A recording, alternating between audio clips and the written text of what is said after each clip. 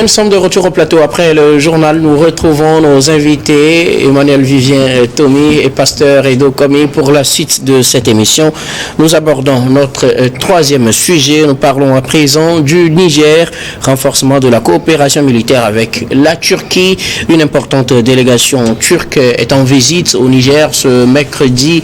Elle a été reçue par les autorités nigériennes, le Premier ministre, entre autres, et même le président de la transition, le général Abdurrahman Tiani, le Premier ministre qui, devant cette importante délégation, a déclaré les défis sécuritaires qui nous est imposés exigent que nous ayons tous les moyens nécessaires pour assumer notre défense et nous savons que vous êtes en mesure de nous l'assurer. C'est ce qu'il a déclaré devant donc cette délégation turque qui est venue discuter de plusieurs domaines, dont notamment la sécurité, surtout pour renforcer le système de défense et de sécurité du Niger plutôt. Le Niger qui fait face, comme les autres pays de la sous-région, ou encore beaucoup plus, à l'instar du Burkina et du Mali, au terrorisme et au djihadisme. Le Niger a donc besoin de moyens efficaces pour lutter contre ce fléau. C'est pourquoi le pays se tourne vers ce partenaire, la Turquie, qui est déjà présente dans les pays voisins du Niger. Je veux parler du Burkina et du Mali, où le pays envoie des armes, surtout des drones de combat, qui, selon les informations, très efficaces dans la lutte contre le terrorisme. Emmanuel Vivien Tomi. Vous savez que la Turquie est un pays qui met un accent sur la défense et donc les moyens de défense. Parce qu'aujourd'hui, quand on parle des drones de la Turquie, c'est des appareils très efficaces, capables effectivement d'effectuer des missions sans la présence humaine. Sans pilote. Voilà, sans pilote. Et donc, aujourd'hui, je dirais que le Niger emboîte les pas au Togo, qui fait partie des premiers pays de l'Afrique de l'Ouest à dire, mais écoutez, faisons une variation de notre coopération avec tous les pays. Mais on se rappelle la visite du président turc. Ici. Togo, ouais. Et alors, tout ce qui manque, c'est que la leçon n'a pas été bien copiée. Parce que pour le Togo, par exemple, il ne s'agit pas de chasser la France ou les États-Unis ou l'Allemagne. Ils n'ont pas besoin de faire comme le Togo. Pour faire venir la Turquie. Mais on a compris que les pays de l'AES, entre guillemets, entre griffes, le son n'a pas été bien copié. Ont l'habitude de chasser le léopard pour prendre la panthère ou bien je ne sais pas. Oui, mais écoutez, c'est une bonne chose de varier effectivement, de diversifier, voilà le mot, de diversifier la coopération dans tous les domaines, et je crois que ça va aider le Niger. Alors, quand une puissance comme la Turquie signe certains accords de partenariat avec vous, ou bien renforce la coopération, il ne faut pas oublier qu'au-delà de vous appuyer pour votre sécurité, il y a aussi les intérêts économiques. Il n'y a aucun pays occidental qui va venir vous aider juste pour le plaisir des yeux. Ils n'ont pas dit qu'ils veulent que les gens viennent les aider pour le plaisir de leurs yeux. Ils achètent les armes de l'argent, non? C'est là où je pense qu'en Afrique, nous devons faire attention. Il ne faut pas, comme on le dit chez nous, il ne faut pas chasser le sorcier pour faire venir le voleur pour faire venir le sorcier. Alors, je ne dis pas qui est sorcier, qui est voleur, mais je dis il faudrait plutôt qu'on développe plus la coopération sud-sud. Sorcier, voleur. Alors, aujourd'hui, ce que j'attends de la Turquie, c'est que la Turquie mette son expertise militaire, son expertise au service des armées de l'Afrique, surtout de l'AES, et que ce ne soit pas encore les mêmes choses, c'est-à-dire qu'on en profite pour mettre des bases militaires, mais plutôt qu'on mette l'accent sur la formation des armées. Formation des armées, peut-être équipement, et surtout, il ne faut pas trop s'endetter aussi, c'est vrai, hein? Nous avons besoin de nous défendre, et puis la défense et la sécurité, ça coûte très cher, mais attention aux offres des pays occidentaux, parce qu'ils vont continuer par nous faire des propositions, mais si nous prenons tout, après, il faudra payer quand même. Aujourd'hui, si on prend la guerre de l'autre côté, la Russie contre l'Ukraine, beaucoup de pays font semblant d'aider l'Ukraine, mais en réalité, c'est des dettes que le pays est en train d'emmagasiner. Et puis, des jours, des mois, des années après, ce ne serait pas Zelensky, mais ceux qui seront au pouvoir vont payer. Et donc, la même chose pour la lutte contre le terrorisme. Nous avons besoin d'une coopération agissante, dynamique, forte, et une coopération qui soit transparente aussi, mais attention à s'endetter. Et la Turquie peut aider le Niger comme les autres pays de l'AES, comme ce qui se fait déjà avec beaucoup d'autres pays, mais nous avons aussi des pays africains qui ont des compétences et qui peuvent nous aider, comme par exemple l'Afrique du Sud, qui a aussi la capacité d'aider beaucoup de pays de l'AES en armement et même en formation militaire. Et donc, faisons attention, n'éternisons pas effectivement la présence de nos nouveaux amis sur nos territoires.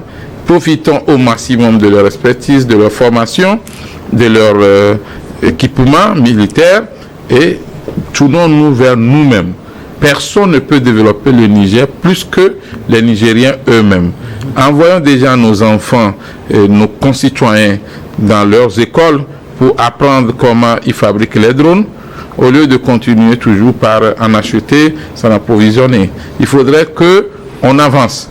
Je pense que ces jeunes leaders militaires qui ont fait des coups d'État et qui dirigent les pays de l'AES doivent démontrer une autre façon de gérer les affaires de la cité et doivent tout faire pour ne pas mettre beaucoup de dettes sur la tête du pays.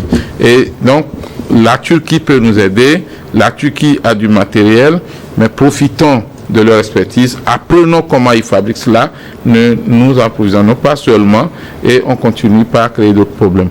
Je pense que il faut saluer, parce que quand vous écoutez les deux pouvoirs, que ce soit les Turcs comme les Nigériens, on a comme l'impression que c'est une coopération sur de bonnes bases, sur des bases saines, mais attention, la coopération sud-sud aussi, elle est très importante. Ne continuez pas seulement sud-nord. Merci beaucoup. À vous, Emmanuel Vivien Tomi. Alors, Pasteur Edo, le Niger renforce sa coopération avec la Turquie. Une délégation turque est au Niger. Elle a rencontré les autorités nigériennes ce mercredi, notamment le Premier ministre et le président de la transition, le général Abdurrahman Tiani. Entre autres aspects abordés, la sécurité et la défense, la lutte contre le terrorisme. Le Niger va bénéficier donc de l'appui de la Turquie pour pouvoir s'équiper en matériel dans la lutte contre le terrorisme notamment. Oui, c'est vrai, il y a quelques années, la Turquie était un pays aussi comme les pays africains. Aujourd'hui, la Turquie est une puissance qui monte et qui n'a rien à envier des États-Unis, qui n'a rien à envier des autres pays occidentaux. Vous savez, la Turquie même est un pays à la fois asiatique et puis européen. Donc c'est ça, c'est ce pays-là, ce pays bizarre, mais qui aujourd'hui qui tend la main aux pays africains. Bon, donc le Niger est en train de renforcer sa coopération. Je voudrais faire un coucou spécial au peuple nigérien qui nous suit, qui va célébrer le 26 juillet prochain le premier anniversaire des forces de la victoire du peuple nigérien sur les forces du mal. Donc déjà, moi je suis candidat. C'est du coup d'État. Moi je suis candidat à aller célébrer avec le peuple nigérien cet anniversaire en tant qu'ambassadeur. Donc un message au peuple nigérien. Vous m'invitez, je serai avec vous au Niger. Bientôt on fera la semaine prochaine on fera le bilan de première année de coup d'État. De général. Non, année pourquoi coup d'État. Pourquoi coup d'État? Donc je crois que c'est une très bonne chose. De renforcer la coopération, d'éviter d'essayer d'autres partenaires, de diversifier les partenaires, parce que les partenaires traditionnels ont déjà montré leurs limites. Parce que ils étaient là dans l'esprit condescendant et paternaliste, donc ils n'ont pas trouvé grand chose. Aujourd'hui, il faut aller vers d'autres partenaires qui font quand même bonne foi, même si ils ne viennent pas en philanthrope, c'est ça, ils ne viennent pas en bon samaritain, ils viennent aussi, ils ont de leurs intérêts, mais aujourd'hui la sécurité, ces pays qui sont confrontés aux offensives terroristes, donc ont intérêt à utiliser leur argent, tout ce qu'ils ont pour sécuriser leur pays, et je crois que c'est très important. Il y a des pays qui ne sont pas en guerre, mais personne ne connaît le budget de défense, de défense et de sécurité. Ça, vous êtes d'accord avec moi. Donc, ce n'est pas les peuples qui sont sous l'influence terroriste, qui aujourd'hui luttent contre le terrorisme, qui ne peut pas dépenser leur argent. Et donc, la Turquie, comme je le dis, aujourd'hui est présente dans beaucoup de pays africains. La Turquie va même là pour organiser des sommets avec l'Afrique, donc Turquie-Afrique, ce que je n'aime pas. C'est ce qui n'est pas normal. Non, ce n'est pas ce que je n'aime pas. Un pays ne peut pas organiser ce que je n'aime pas parce que un pays, ça dépend de la puissance. Un pays, voilà. Ça, c'est les aberrations. Je ne peux jamais admettre que un pays de 500 000 c'est la réalité. Un pays de 500 000 on ne parle pas de superficie. On parle pas de superficie. Un pays de 500 000 c'est vraiment de l'aberration.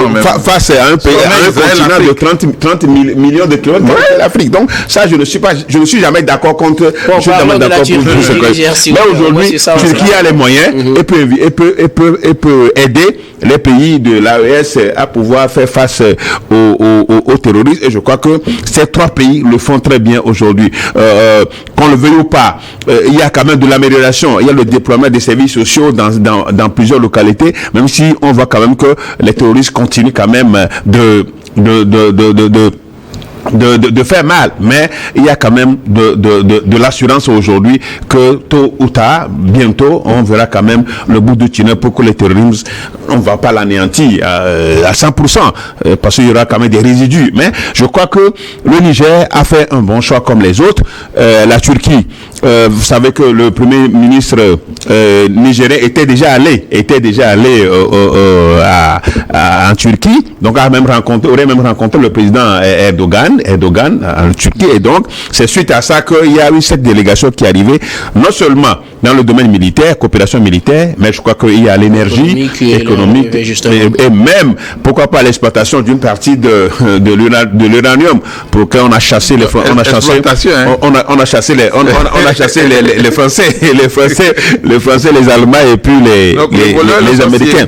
Non, pas du tout. Ils viennent exploiter, mais je crois que ce serait gagnant-gagnant, ce qui n'est pas le cas des anciennes puissances colonisatrices. Donc aujourd'hui, le Niger veut être au même niveau que le Mali et le Burkina. Vous savez, ces pays sont superbement armés aujourd'hui parce que ils en ont besoin.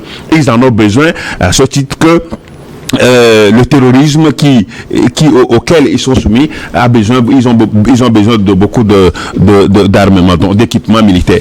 Donc le Niger fait un très bon choix, mais ce que je souhaite, c'est que dès que ces pays seraient à l'abri des attaques terroristes, c'est-à-dire vont arriver à un certain niveau, il va falloir quand même il va falloir que eux aussi demain ils deviennent comme Turquie, que le Niger devienne comme Turquie, comment on l'appelle, le Mali et le Burkina, en étant des puissances aussi. Et je crois qu'ils sont dans cette dynamique. C'est pourquoi je disais depuis un certain moment, je dis que tout Africain qui est contre ce qui se passe dans l'AES n'est pas l'un des vampires. Quand vous êtes contre ce qui se passe dans ces pays-là, parce que ces pays, il faut être contre d'abord les coups d'État. Ces pays sont une référence aujourd'hui en matière de lutte contre le néocolonialisme. C'est très important. Et donc, ils développent des sentiments panafricanistes et je crois que nous devons aller sur ce terrain avec eux et les soutenir. Pardon, le Niger, je pense fondamentalement que le Niger est dans une dynamique de diversification des partenariats. Vous savez, Chine, Turquie, Russie et autres. Je suis d'accord pour un temps. Ça va être une transition, mais on ne va pas demeurer dans ces assistanats. Il faut que ces pays, dès qu'ils vont sortir de l'engrenage terroriste, ils vont s'équiper eux-mêmes, et ayant beaucoup de ressources minières sur le territoire. Donc, une fois encore, il y a seulement bientôt un an que le Niger est sorti de cette situation cette influence occidentale, peu à peu, petit à petit, progressivement, les choses se mettent en place et que le Niger, comme tous les autres pays de l'AES, bientôt vont s'imposer en tant que des puissances dans la sous-région. Merci beaucoup à vous, pasteur. Quelque chose à ajouter? Non, juste pour dire que c'est un souhait que les pays de l'AES, entre guillemets, deviennent des puissances. Mais il ne faut pas continuer par chasser certaines puissances et faire venir d'autres. Qui n'ont pas fait pratiquement la même chanson. Ces puissances-là, c'est des puissances qui n'ont rien démontré. Prenez des armes chez les autres puissances, mais ne les installez pas. Et après, vous allez crier aussi. Pour le moment, ce n'est pas pour leur installation. Donc, ils sont dans une logique de coopération militaire. On sait comment ça commence. Ça commence par le papier tel que cela a été signé par aujourd'hui, nous avons les yeux ouverts en Afrique. Ça ne va plus comme ça a été signé. Et les partenaires aussi savent très bien. Les nouveaux partenaires aujourd'hui, l'Afrique est capable de se développer sans les autres. Nous avons ce qu'il faut dans nos sous-sols.